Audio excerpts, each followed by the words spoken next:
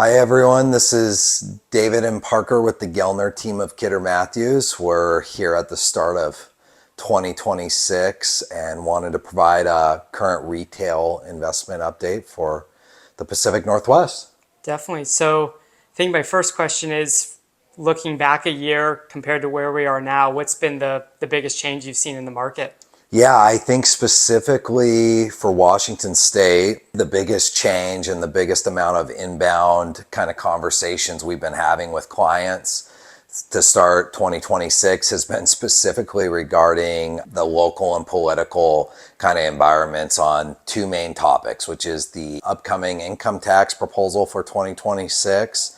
Big change if that goes through. But then last year in 2025, as you may remember from some of our videos, the estate tax for individuals that live in Washington State changed dramatically. And while we had a lot of conversations on the estate tax last year, to start this year, probably because it's due to, tax season and individuals speaking with their accounting professionals, we've had a lot of new conversations regarding the estate tax and how that may affect individuals. So that's been the bulk of what's been the biggest change to start this year from last year.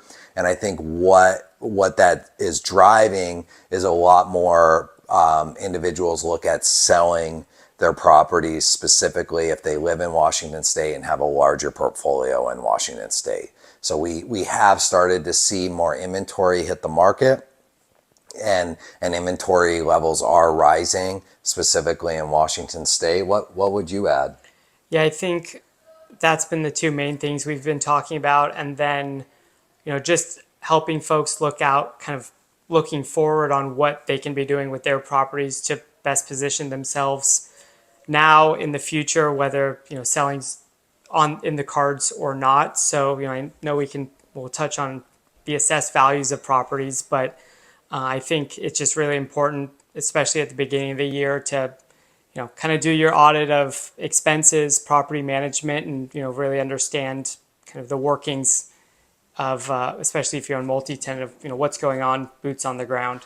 Yeah, so I think, to bring it back to providing some value for our clients is, again, know the changes in the estate tax law, know how that potential income tax proposal could affect you, not just you, but your property specifically. And then the third item we've had a lot of conversations with this year, going off of what Parker just said, is property taxes and specifically assessed values.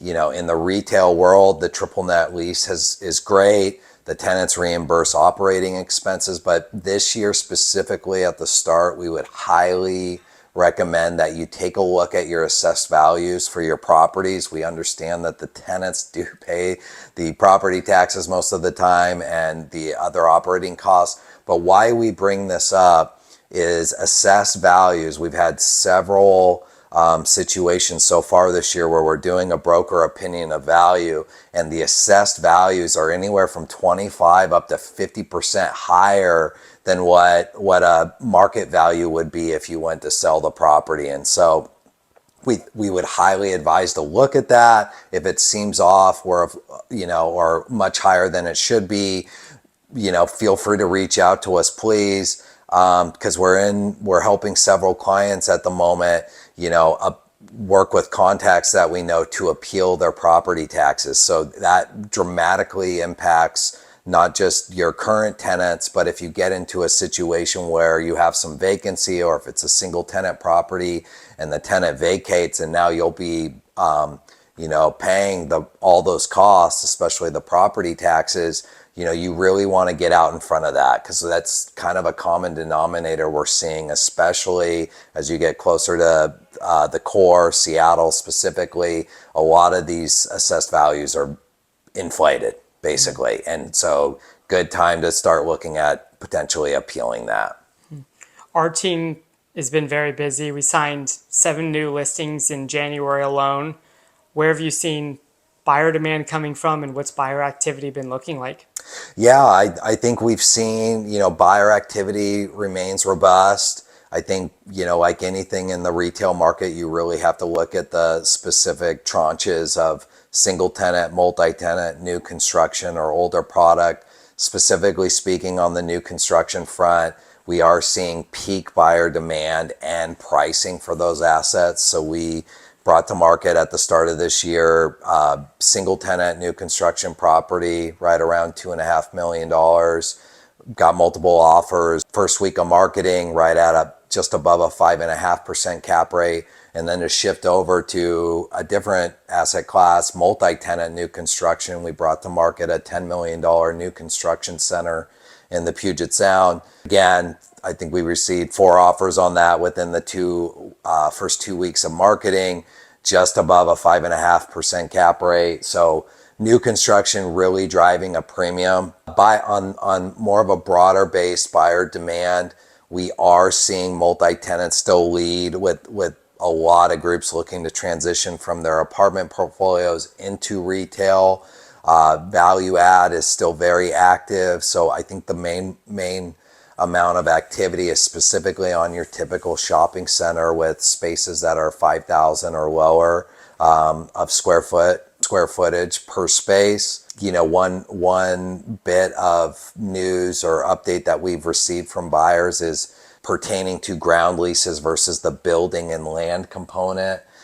Because 100% depreciation came back recently, we are seeing kind of a separation in groups who really want the depreciation aspect of the asset. And looking at the market as a whole, where do you see currently or in the next 12 months the most opportunity?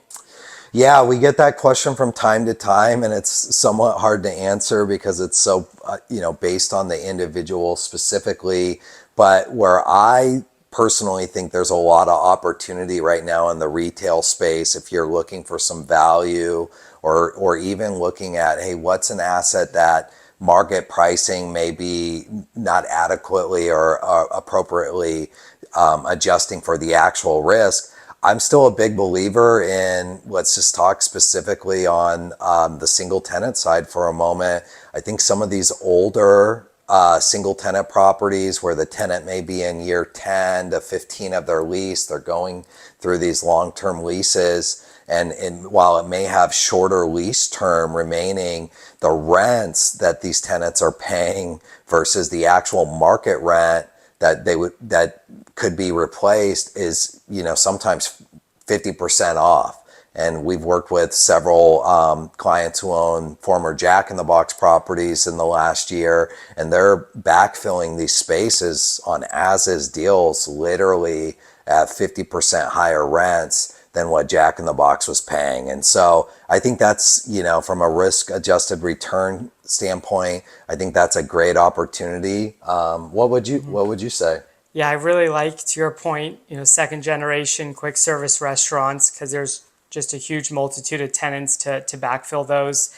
And then I personally also like shop space in small to medium strip centers, even unanchored, where the market might perceive it as a little bit higher risk because you could see potential tenant turnover and you might have a vacancy here or there. But typically, especially if it's a long-term ownership, rents are probably below market, triple net. Maybe there's an opportunity to collect or manage to a little bit higher degree to collect on more of your expenses. But we're just saying, I know we've touched on it. There's still 3% vacancy in the Puget Sound and a lot of backfill opportunities. So there's just not a lot of a vacancy. And when you do have a vacancy, it's typically you've got a long line of tenants that want to go and occupy the space with minimal TI.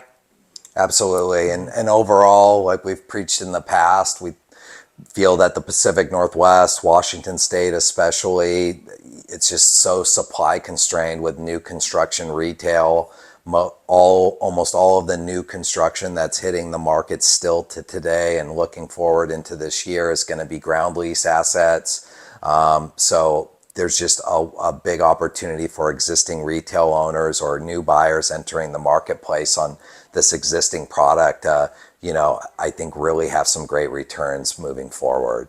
Any closing thoughts, or what should what else should people be looking out for, or where do you see 2026 going? I think we're going to see a lot more transaction volume given the current political and legislative situation in the state of Washington. That's going to create motivation for groups. And I think we are seeing, I guess, lastly, debt. We're seeing some loan quotes start to come in as of this week with a 5 in front of it for the first time in what feels like a long time. So debt costs are getting lower. We're still seeing an abundant amount of capital out there looking to be placed, not just from the acquisition front, but financing, especially in the retail space. Lenders still love it. Again, like Parker, you mentioned, sub 3% vacancy rates. We've been one of the best performing assets the last couple of years when compared to multifamily or certainly office. So please reach out to us if you have any buying or selling needs this year or any questions on what we covered. We're here to help, and thanks for listening.